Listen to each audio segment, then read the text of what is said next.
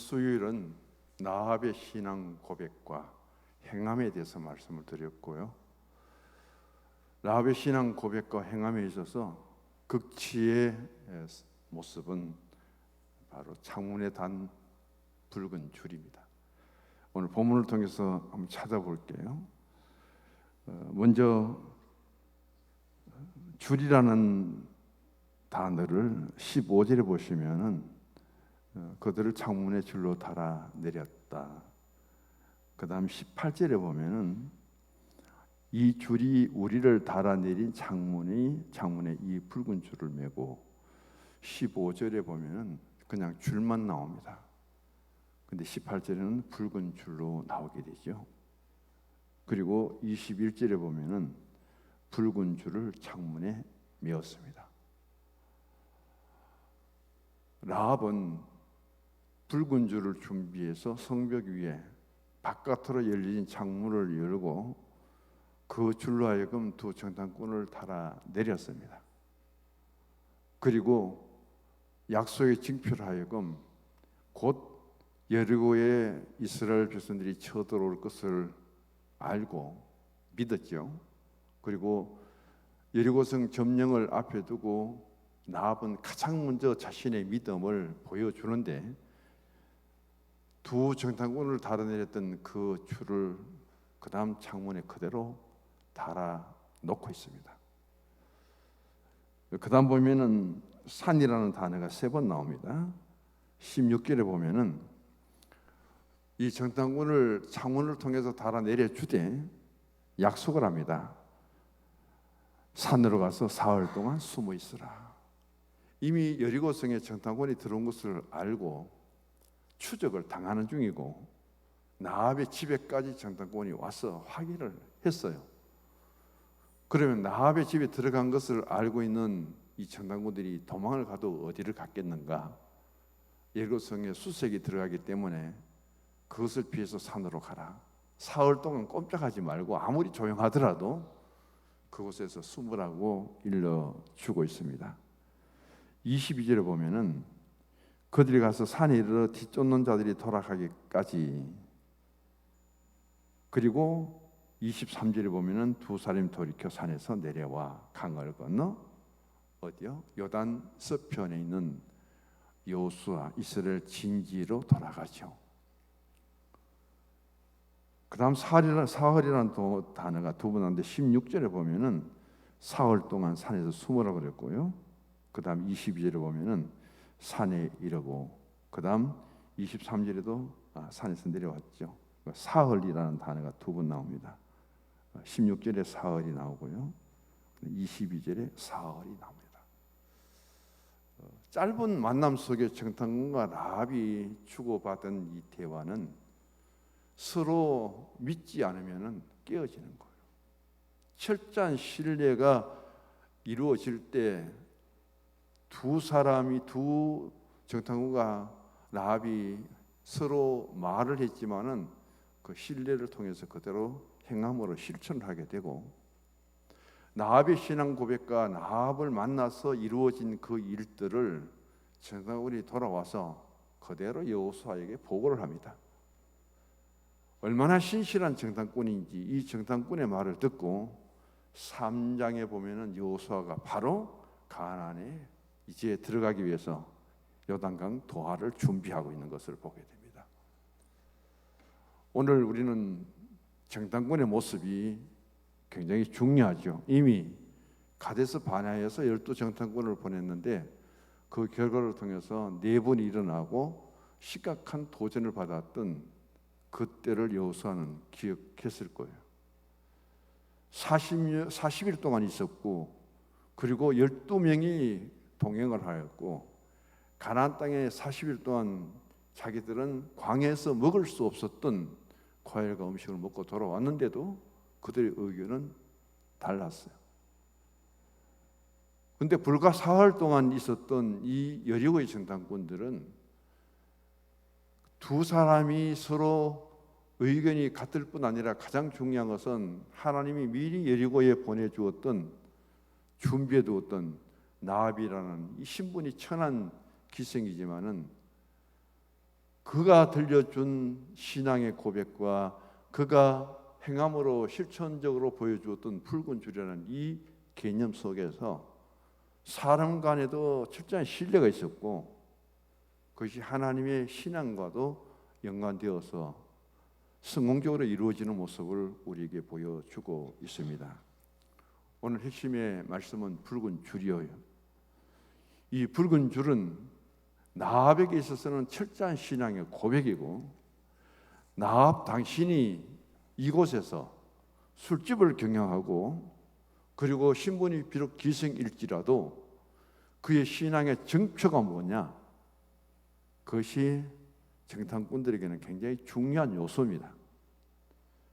그것을 통해서 이 라합이 붉은 줄을 내린 것과 그리고 붉은 줄을 통해서 이들이 구원을 받은 것, 세 가지를 정리해 봅니다.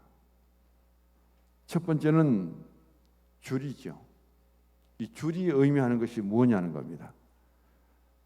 세 가지 줄을 보면서 여기에 나합이 성벽 위에 내려준 줄은 전부 누가 만들었냐? 나합이 만들었습니다.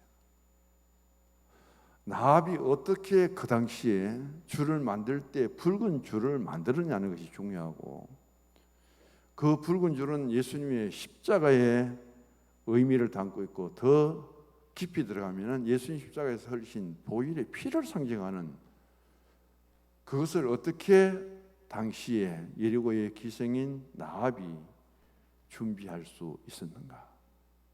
어떤 영감이 그에게 들어가서 가나안 족속들이 다 멸절을 당하는데 이 나합 한 사람의 십자가의 보혈을 믿는 신앙을 통해서 그 줄을 증표로 삼고 나합은 두 정탐꾼을 잘 숨겼다가 그들을 피신하게 하고, 그리고 무사하게 이스라엘 진지로 돌아갈 수 있도록 해준 사건을 보면서 15절에 나합이 만든 줄 생각해 보시고요. 18절에 보면은 나합의 집에 창문에 걸어둔 붉은 줄을 말하는데, 이 붉은 줄은 나합이 이야기한 게 아니에요.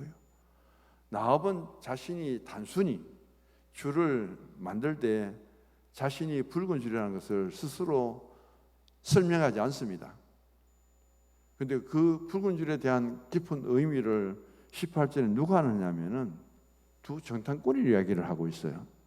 그래서 우리가 이 땅에 다시 들어올 때 우리를 달아내린 창문에 이 붉은 줄을 잘 간직했다가 이 붉은 줄을 다시 창문에 달아두면은 우리가 가나안을 점령했을 때 이 붉은 줄을 보고 여기에 나합이 있고 이 나합의 식솔들이 부모님과 모두 다 여기에 같이 있다는 사실을 알고 이 집은 우리가 멸망하지 않겠다. 그 정탐꾼의 말을 그대로 믿고 21절에 보면은 나합이 그 붉은 줄을 창문에 메고 있습니다. 자, 라합이 첫 번째 만든 줄과 제자들이 정탐꾼들이 말하고 있는 붉은 줄과 여기에 또 하나의 보이지 않는 줄이 있는데 그 줄의 역할이 뭐냐면은 구원의 줄입니다. 그 줄의 역할이 보이지는 않지만은 생명줄이에요. 그 줄이 또 어떤 역할을 했냐면은 이 정탐과 라합에게 있어서 가장 축복된 줄입니다. 라합이 얼마나 복을 받고 예수 생명 속에 하나님께서 그 생명을 살려줌으로 하여금 예수님의 족보에까지 들어가게 되느냐는 것이고요. 그 다음 이 줄 하나를 통해서 나합의 온 식구들이 여리고성이 점령당하고 멸망할 그때에 그들은 구원의 열차를 타고 온 가족이 살아나게 되었다는 사실은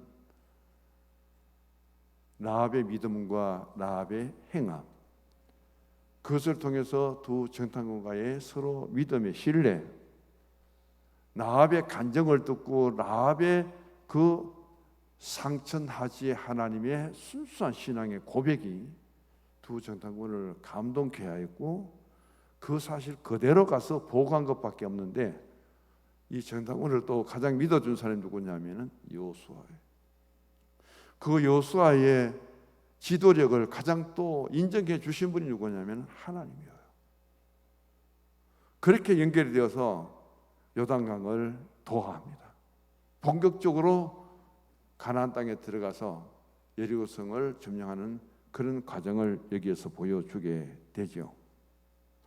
그래서 여기에 첫 번째 붉은 줄은 기생 나합에게 있어서는 자신이 철저한 죄인이라는 것을 고백하는 신앙이고요. 자신의 고백을, 자신의 죄를 온전히 희게 씻어 줄 수 있는 분은 누구냐? 십자가에 예수님 흘리신 붉은 피를 통해서 구원을 얻게 된다. 죄인이 구원받을 수 있는 길은 유일하게 예수님 피밖에 없다는 사실을 이 붉은 줄의 나합의 그 신앙 고백과 모든 것이 담겨져 있다는 것을 우리에게 주고 있습니다. 그다음 나합은 줄인데 정탐꾼들은 붉은 줄이라고 하였고, 나합은 그 자신이 만든 줄에 붉은 줄이라는 그 색을 정탐꾼들이 붙여주게 될 때 그 줄을 그대로 믿고 또 창문에 달아주고 있습니다. 여기에서 우리가 가장 가져야 될 신앙의 자세는 하나님을 믿어라, 신뢰의 관계죠. 이때 의심하지 말고 믿어야 된다는 사실을 보여주고 있습니다. 그 다음 또 하나는 여기 붉은 줄은 구원에 대한 사실을 가르쳐 주죠. 죄인이 구원을 받지 못한다면 모두가 다 죽을 수밖에 없습니다. 그 여리고성이 엄청 크잖아요. 가장 견고한 성이 여리고성인데 여리고성이 점령될 때에 전투를 하지 않았잖아요. 하루에 한 바퀴씩 마지막에 7바퀴를 돌고 무너지게 하였고, 그 여리고는 다 멸절을 당합니다. 멸망을 당합니다. 그런데 유일하게 한 가정은 든든히 서 있습니다. 그 가정에는 지금도 창문에 붉은 줄이 내리워져 있고, 그 붉은 줄은 이 가정의 구원을 뜻하고 있고요. 그 구원은 예수님의 십자가의 보혈을 통해서 그 믿음을 가진 자에게 주어지는 복이죠. 그것을 오늘 본문을 통해서 의미적으로 말씀을 드린다면 그런 뜻입니다. 두 번째 보면은 이 붉은 줄은 속죄의 상징이다. 그리스도의 속죄의 상징인데, 이 군사들이 여리고성에서 정탐꾼들의 그 과정을, 정탐의 사실을 여리고성의 군사들은 잘 알고 있습니다. 낯선 사람이 여리고에 들어왔다는 사실을 알고 그들을 추적하여서 나합의 집에까지 찾아갔고, 정탐꾼을 어디 두었느냐 할 때 그들에게 거짓말하고 두 정탐꾼을 지붕에 데려가서 그리고 숨겨두었잖아요. 군사가 나간 다음에 이 정탐꾼들을 줄로 달아내리고 철저하게 명합니다. 사흘 동안 산속에 들어가서 꼼짝하지 말아라. 그런 우리가 보면 쉽게 지나치고 잊어버릴 만한 이야기예요. 어떻게 술집 여자를 믿을 수 있고 그의 말을 이렇게 신뢰할 수 있느냐는 거죠. 그런데 두 정탐꾼은 그것을 그대로 믿고 있습니다.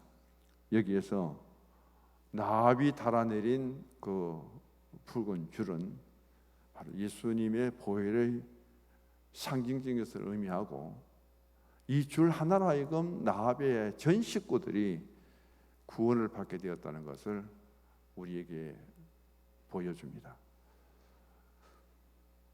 하나님은 요단 서편을 다 점령을 하고 이제 요단강 건너면은 요단 동편이죠.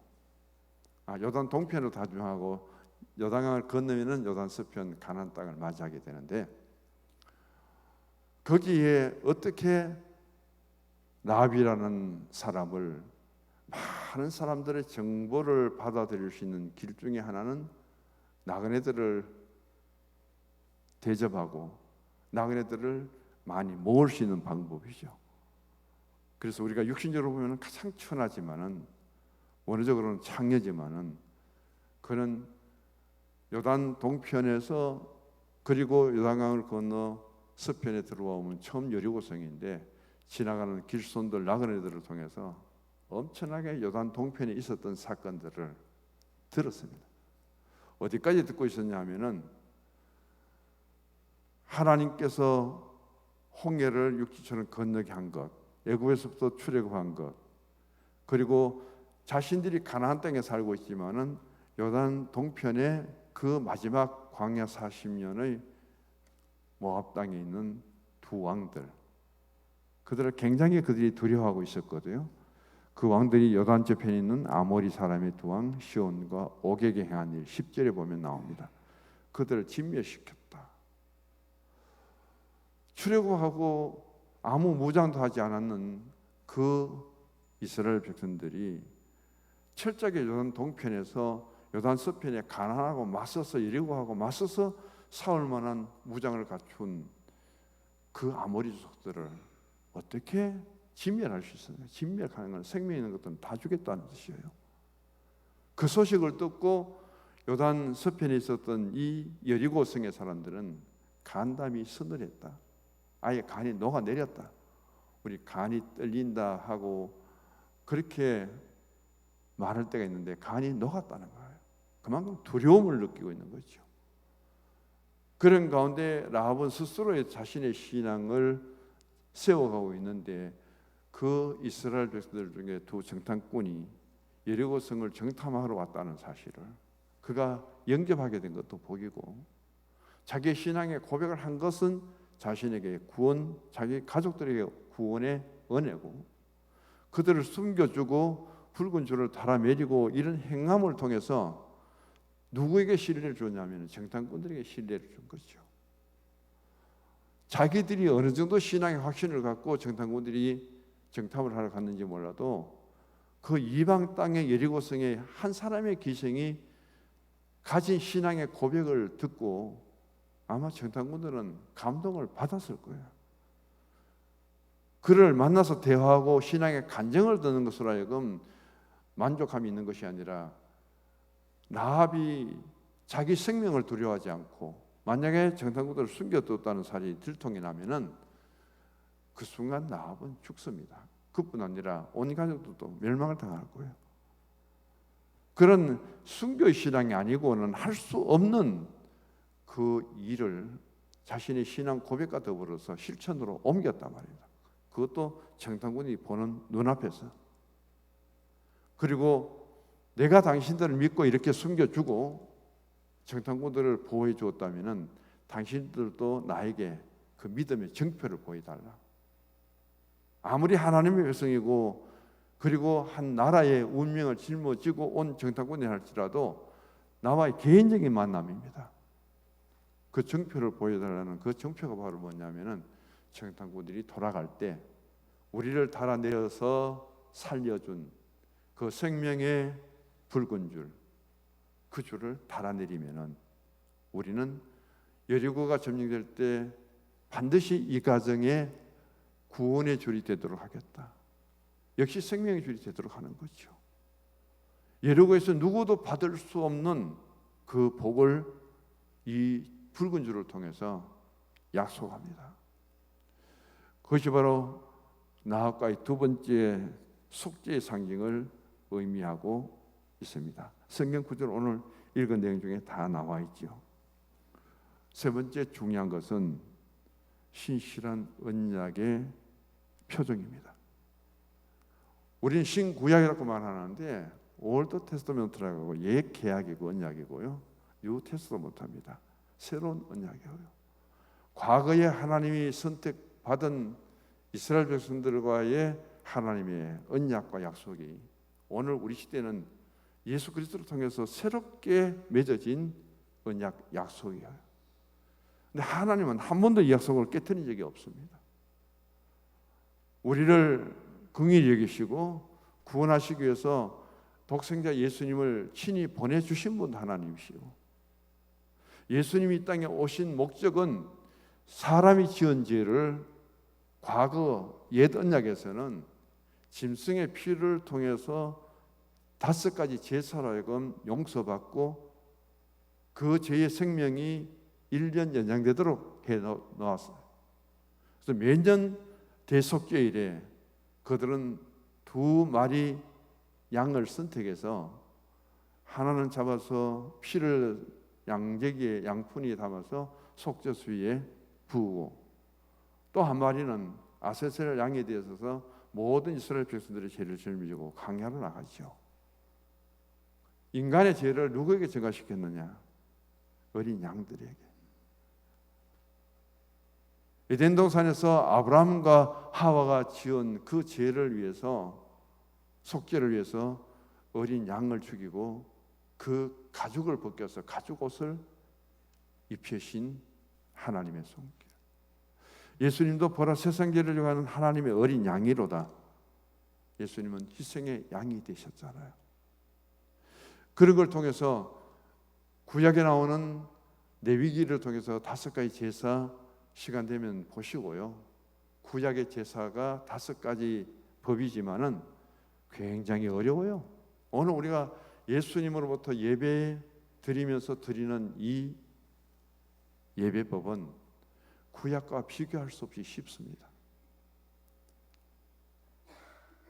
번제와 속죄제, 속건제와 화목제와 그리고 소제, 요제를 드릴 때에 그 절차를 보면은 굉장히 까다로워요. 한번 하나님께 나가갖고 내가 속죄제, 번제를 드리기 위해서 그 절차가 얼마나 까다로운지,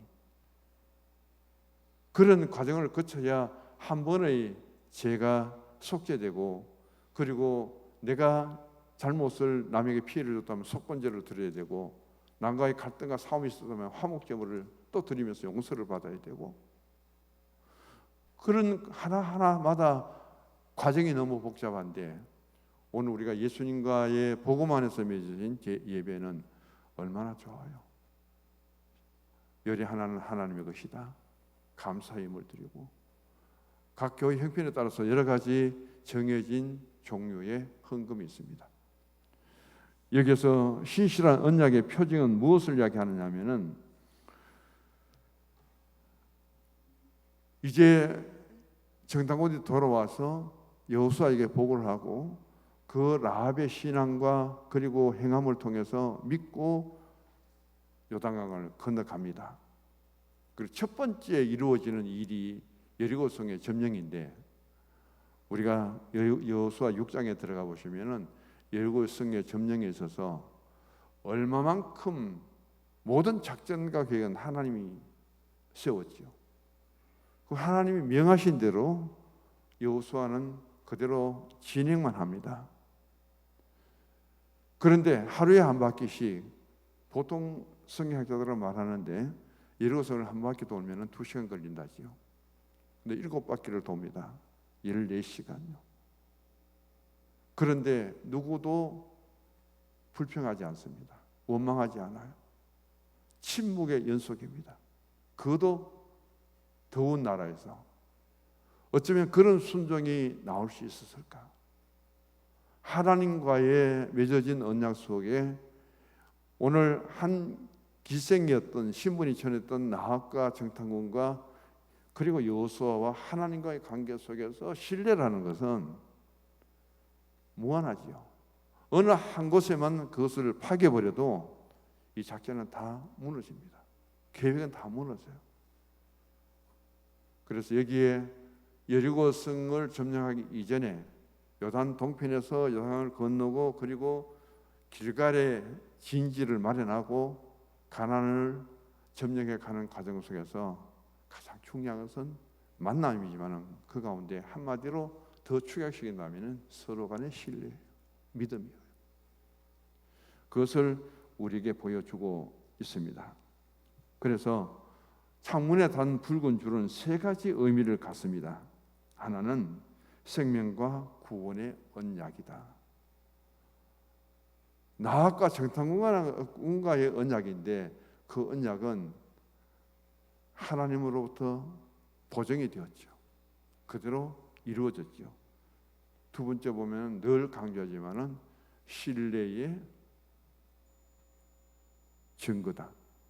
서로 간에 믿어줄 수 있고, 그런 관계 속에서 누구도 약속을 깨뜨리지 않는 실천적인 행함이 중요하고요.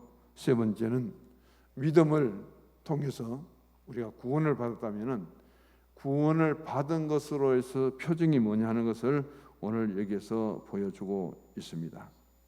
우리는 창문에 맨 붉은 줄이 있고, 구약 성경에 보면은 하나님 백성의 표식으로 8일 만에 할례를 행한 것도 있고, 애굽을 탈출하던 그때는 문설주와 임방에 양의 피를 발랐고요. 그리고 예수님 당시의 핍박을 피해서 우리가 서로가 그리스도인이라는 것을 믿고 신뢰했던 표식은 바로 물고기죠. 익투스라는 물고기거든요.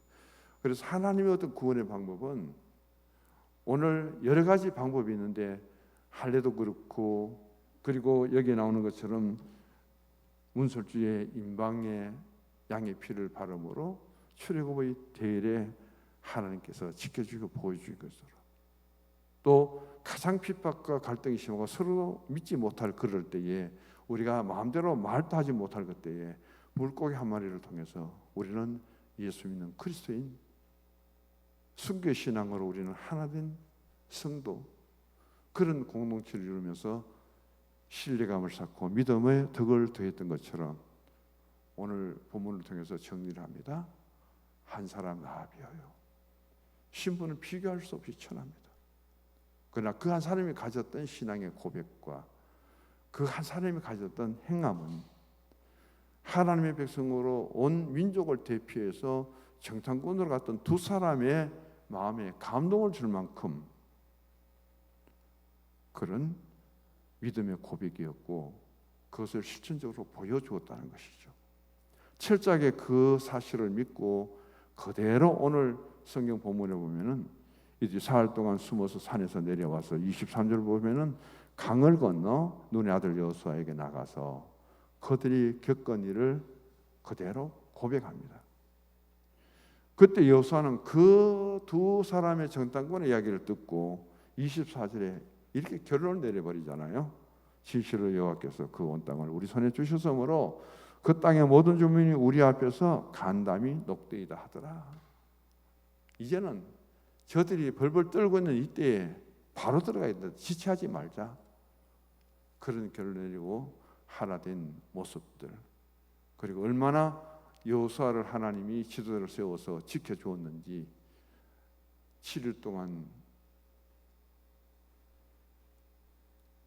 여리고성을 돌아가는 그 모습들, 오늘 7바퀴까지도 참고 견디면서 그 여리고성을 점령하는 모든 사건의 출발은 바로 정탐꾼과 라합의 만남이었고, 그들의 신앙의 고백이었고, 믿음을 실천하는 약속이었다. 그것을 우리에게 교훈해 주고 있습니다. 기도합니다.